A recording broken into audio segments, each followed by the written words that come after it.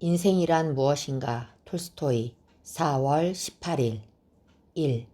중요한 것은 지식의 양이 아니라 질이다.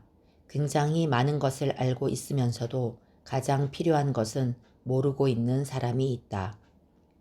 2. 모른다는 것은 그리 부끄러운 일도 아니고 나쁜 일도 아니다. 아무도 모든 것을 다 알 수는 없다. 모르는 것을 아는 척하는 것이야말로 부끄러운 일, 잘못된 일이다. 3. 우리 인간에게는 세상에서 일어나고 있는 모든 일을 알고 모든 것을 이해할 수 있는 힘이 없다.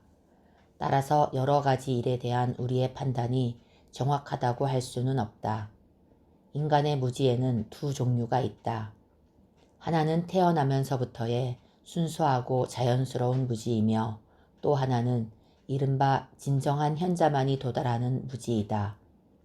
모든 학문을 다 배우고 동서고금의 모든 지식을 섭렵한 사람들은 그 모든 지식을 다 합쳐도 지극히 보잘것없으며 그것으로 신의 세계를 진정으로 이해하는 것은 불가능하다는 것을 알고 결국 학자들도 본질적으로는 학문을 배우지 않은 보통 사람과 마찬가지로 실은 아무것도 모른다는 것을 확신하게 될 것이다.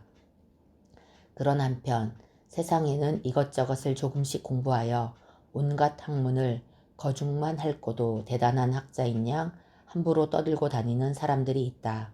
이런 사람들은 인간 본래의 무지에서는 벗어났을지 모르지만 모든 지식이 불완전하고 보잘것없음을 깨달은 학자의 진정한 예지에는 도달하지 못한다.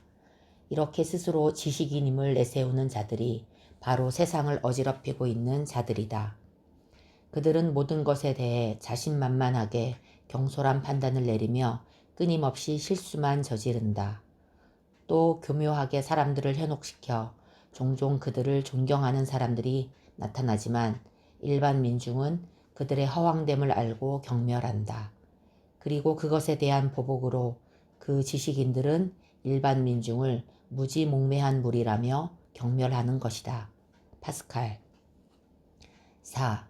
만일 일부 사람들에게만 먹을 것을 생산하는 것이 허용되고 다른 사람들에게는 그것이 금지되어 있거나 생산할 수 없는 상태에 놓인다면 생산된 그 음식은 결코 좋은 음식이 아닐 것이다. 그런데 이와 똑같은 일이 특정 계급에 독점된 학문과 예술 분야에서도 일어나고 있다. 다만 거기에 차이가 있다고 한다면 육체적인 양식의 경우는 자연에서 크게 벗어날 수 없지만 정신적인 양식의 경우에는 아주 중대한 일탈이 일어날 수 있다는 것이다. 5. 예지는 인간에게 영원한 목표이며 우리는 모든 자유로운 시간을 그 달성에 바쳐야 한다.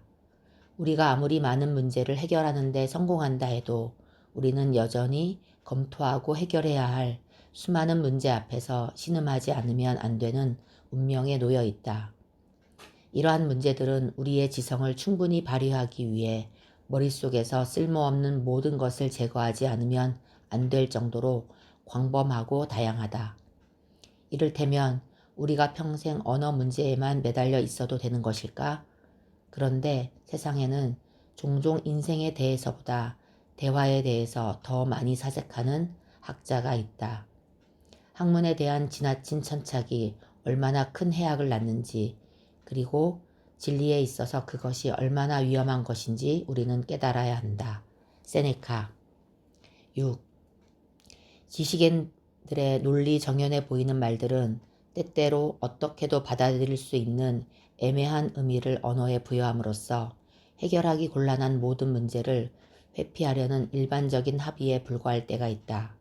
그것은 모른다고 하는 매우 편리하고 솔직한 말이 학문의 세계에서는 그리 환영받지 못하고 있기 때문이다. 칸트 7.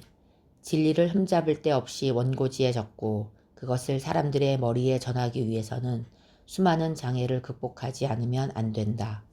거짓말쟁이들은 진리의 가장 힘없는 적이다.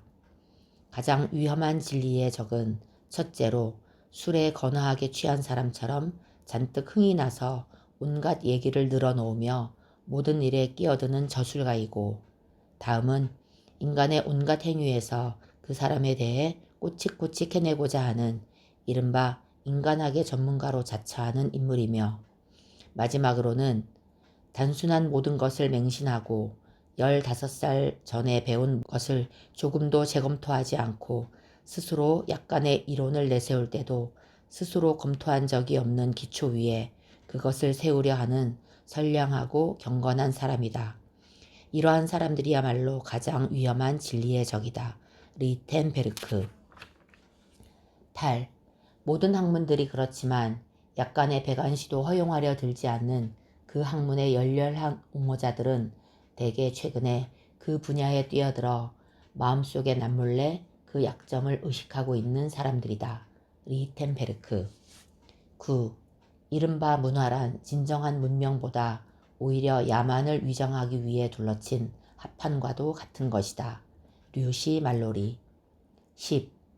아무것도 창조하지 않는 학자는 비를 내리지 않는 구름과 같다. 동양의 금원. 11. 가장 나쁜 것은 깊이 고찰된 사상에만 어울리는 언어를 사용해 함부로 자신의 사상을 얘기하려는 저술가들이다. 만일 그들이 그런 짓을 하지 않고 자기 사상을 거기에 어울리는 적당한 언어로 표현한다면 그들은 틀림없이 그들 나름대로 학문 전체의 발전에 기여할 수 있고 세상의 주목도 받게 될 것이다. 리텐베르크. 12. 진정한 지식과 학문에 있어서 가장 나쁜 것은 애매한 관념과 애매한 언어를 사용하는 것이다. 실제로 사이비 학자들은 애매한 관념을 설명하기 위해 애매하고 공허하고 날조된 언어를 사용하고 있다.